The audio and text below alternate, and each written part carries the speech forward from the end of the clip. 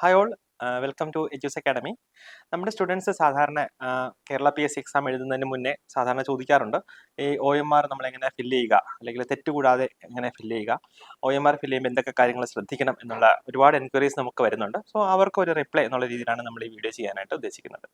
അതായത് നമ്മൾ ഈ കാണുന്നതാണ് നമ്മുടെ കേരള പി എസ് സിയുടെ ഒ എം ആർ ഷീറ്റ്. അതായത് ഒ എം ആർ ഷീറ്റ് എന്ന് പറഞ്ഞാൽ അറിയാലോ, ഒപ്റ്റിക്കൽ മാർക്ക് റീഡർ എന്നാണ് പറയുക. സോ ഇതിൽ മെയിനായിട്ട് രണ്ട് പാർട്ടാണ് വരിക.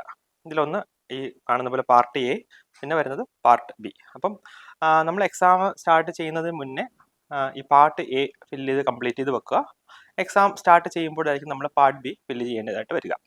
അപ്പോൾ മെയിനായിട്ട് പാർട്ട് എ നോക്കുകയാണെങ്കിൽ നമുക്ക് 5 ഏരിയാസ് ആണ് മെയിനായിട്ട് വരിക. അതായത് ആദ്യത്തേത് ഇൻവിജിലേറ്റേഴ്സ് സിഗ്നേച്ചർ വിത്തൗട്ട് നെയിം, പിന്നെ വരുന്നത് രജിസ്റ്റർ നമ്പർ, മൂന്നാമതായിട്ട് ഡേറ്റ് ഓഫ് ബർത്ത്, നാലാമതായിട്ട് name of post for which examination is conducted, അഞ്ചാമതായിട്ട് ഡേറ്റ് ഓഫ് എക്സാമിനേഷൻ. അങ്ങനെ 5 കാര്യങ്ങളാണ് ഈ പാർട്ട് എയിൽ വരിക.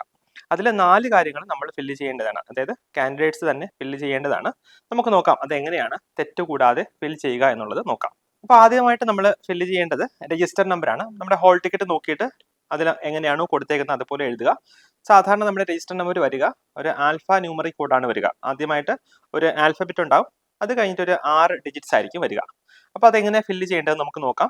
ആദ്യം നമ്മൾ കൃത്യമായിട്ട് നമ്മുടെ രജിസ്റ്റർ നമ്പർ ഈ കോളത്തിൽ എഴുതുക കേട്ടോ. ഇപ്പോൾ സപ്പോസ് എൻ്റെ രജിസ്റ്റർ നമ്പർ Z 180 180 380 ആണെന്നിരിക്കട്ടെ. സോ അത് കൃത്യമായിട്ട് എഴുതുക. അത് എഴുതിയതിന് ശേഷം പിന്നെയാണ് നമുക്ക് ബബിൾ ചെയ്യേണ്ടതായിട്ട് വരിക. അപ്പോൾ ബബിൾ ചെയ്യുമ്പോൾ ഞാൻ ചെയ്യുന്നത് ഇങ്ങനെയാണ്. നമ്മൾ ആ നമ്പർ ജസ്റ്റ് ഒന്ന് നോക്കും, ഏത് നമ്പറാണ് ആദ്യം വരിക. അപ്പോൾ 1 ആണ്. അതിന്റെ തൊട്ട് താഴെ, അതായത് 1 എവിടെയാണോ വരിക അവിടെ ജസ്റ്റ് ഒരു ഡോട്ട് ഇടും. ആ ഡോട്ട് ഇടുന്നത് എന്തിനാണ് എന്ന് വെച്ച് കഴിഞ്ഞാൽ, നമ്മൾ നെക്സ്റ്റ് ടൈം ഇത് ബബിൾ ചെയ്യുന്ന സമയത്ത് ഇത് മാറിപ്പോകാൻ പാടില്ല. കാരണം നമുക്ക് ആദ്യത്തെ ലെറ്റർ വരുന്നത്, ആദ്യത്തെ ഡിജിറ്റ് വരുന്നത് 1 ആണ്. സോ ആ 1ന് താഴെ തന്നെ കൃത്യമായിട്ട് നമ്മൾ ബബിൾ ചെയ്യണം. അല്ല എന്നുണ്ടെങ്കിൽ നമുക്ക് ചിലപ്പോൾ തെറ്റിപ്പോകാൻ സാധ്യതയുണ്ട്. അപ്പോൾ അതുകൊണ്ട് ജസ്റ്റ് ഒരു ഡോട്ട് ഇട്ട് ഒന്ന് ഉറപ്പിക്കുക. 8ന് താഴെ ജസ്റ്റ് ആ 8ൽ ഒരു ഡോട്ട് ഇടുക, പിന്നെ 0ക്ക് ഒരു ഡോട്ട് ഇടുക, പിന്നെ 3 ഒരു ഡോട്ട് ഇടുക, പിന്നെ 8ന് വീണ്ടും ഒരു ഡോട്ട് ഇടുക, പിന്നെ 0ക്ക് ഒരു ഡോട്ട് ഇടുക. സോ ആ രീതിയിൽ നമ്മൾ ജസ്റ്റ് ഒരു പ്രാവശ്യം ഡോട്ട് ഇട്ട് വെക്കുക. പിന്നെ നമ്മൾ ഇത് ഫില്ല് ചെയ്യുമ്പോൾ ശ്രദ്ധിക്കേണ്ടത്, എപ്പോഴും നമ്മൾ ഇത് ബബിൾ ചെയ്യുന്നത് ഔട്ടർ ടു ഇന്നർ ചെയ്യാനായിട്ട് ശ്രമിക്കുക കേട്ടോ. പുറത്ത് ആദ്യം ജസ്റ്റ് ആ ബോർഡർ ഒന്ന് ചെയ്യുക, എന്നിട്ട് നമ്മൾ അതൊന്ന് കംപ്ലീറ്റ് ആയിട്ട് ഫില്ല് ചെയ്ത് കൊടുക്കുക കേട്ടോ. ഇതുപോലെ 180 ഇതുപോലെ ഈ രീതിയിൽ നമ്മൾ കംപ്ലീറ്റ് ഒന്ന് ഫില്ല് ചെയ്ത് കൊടുക്കുക. ആദ്യം നമ്മൾ ആ ബോർഡർ ഒന്ന് ചെയ്യുക, പിന്നെ നമ്മൾ ഉള്ളിലേക്കൊന്ന് ഫില്ല് ചെയ്ത് കൊടുക്കുക. അപ്പോൾ ശ്രദ്ധിക്കേണ്ടത്, ഇത് പുറത്ത് പോകാനായിട്ട് പാടില്ല, അതായത് ഈ ബോർഡറിന്റെ പുറത്ത് പോകാനായിട്ട് പാടില്ല. പിന്നെ ഒരു കാര്യം, നമ്മുടെ എക്സാമിന്റെ ഇൻസ്ട്രക്ഷൻസിൽ കൃത്യമായിട്ട് പറഞ്ഞിട്ടുണ്ട്, ബ്ലാക്ക് അല്ലെങ്കിൽ ബ്ലൂ പെൻ നമുക്ക് യൂസ് ചെയ്യാം, ബോൾ പെൻ തന്നെയാണ് യൂസ് ചെയ്യേണ്ടത്, ജെൽ പെൻ ഒന്നും യൂസ് ചെയ്യാൻ പാടില്ല. നെക്സ്റ്റ് വരുന്നത് ഡേറ്റ് ഓഫ് ബർത്ത് ആണ്. നിങ്ങൾ ശ്രദ്ധിക്കണം, വളരെ ശ്രദ്ധയോടെ വേണം ഇത് ചെയ്യാൻ. അതായത് 2 ഡേറ്റ്സ് ആണ് നമുക്ക് ഇതിനകത്ത് വരിക.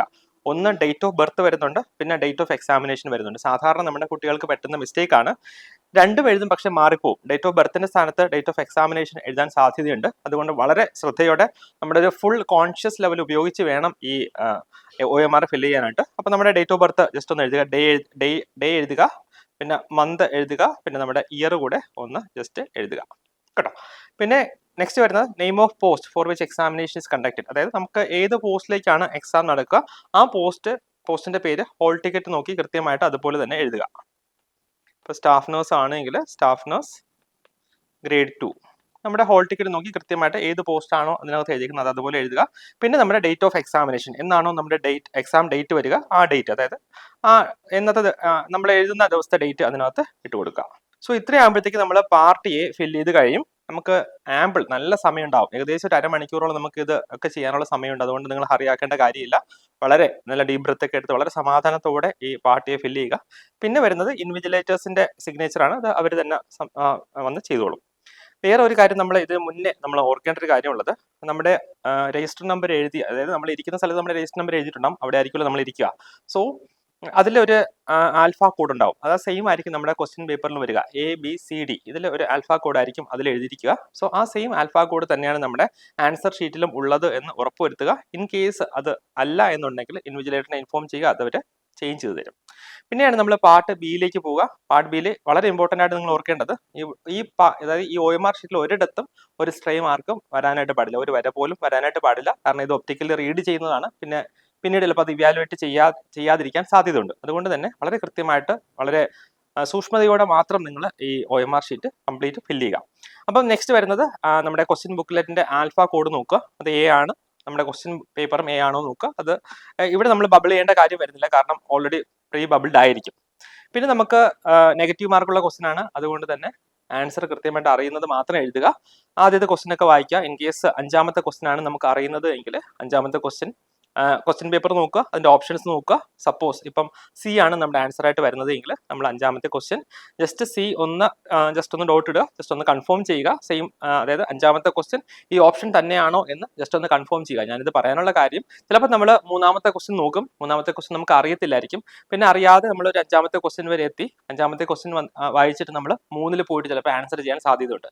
അതുകൊണ്ട് നമ്മൾ ആൻസർ ചെയ്യുന്നതിന് പിന്നെ ഒന്നുകൂടി ഒന്ന് കൺഫേം ചെയ്യുക. ആ ക്വസ്റ്റ്യൻ പേപ്പറിലെ ക്വസ്റ്റ്യൻ നമ്പരും OMR ക്വസ്റ്റ്യൻ നമ്പരും ജസ്റ്റ് ഒന്ന് കൺഫേം ചെയ്ത് ഉറപ്പ് വരുത്തിയതിന് ശേഷം മാത്രം ഞാൻ നേരത്തെ പറഞ്ഞ പോലെ പുറത്തുനിന്ന് അകത്തേക്ക് ജസ്റ്റ് ഒന്ന് ബബിൾ ചെയ്ത് കൊടുക്കുക കേട്ടോ. സോ ഈ രീതിയിലാണ് നമ്മൾ OMR ഷീറ്റ് ഫില്ല് ചെയ്യേണ്ടതായിട്ട് വരിക.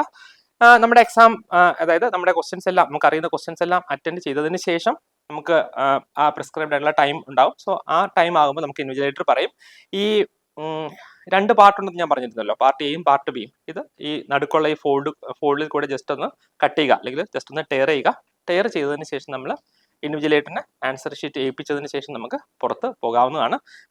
ഒരു ഇമ്പോർട്ടൻ്റ് ആയിട്ടുള്ള കാര്യം പറയാനുള്ളത്, നമുക്ക് എന്തെങ്കിലും റഫ് വർക്ക് അങ്ങനെയുള്ള എന്തെങ്കിലും വർക്ക് ഉണ്ടെങ്കിൽ അത് നമ്മുടെ ക്വസ്റ്റ്യൻ പേപ്പറിന്റെ ലാസ്റ്റിൽ സ്പേസ് ഫോർ റഫ് വർക്ക് ഉണ്ടാകും, അവിടെ മാത്രം ചെയ്യുക. ഹോൾ ടിക്കറ്റിലോ അതോ നമ്മുടെ OMR ഷീറ്റിലോ അതൊന്നും ചെയ്യാതിരിക്കുക. സോ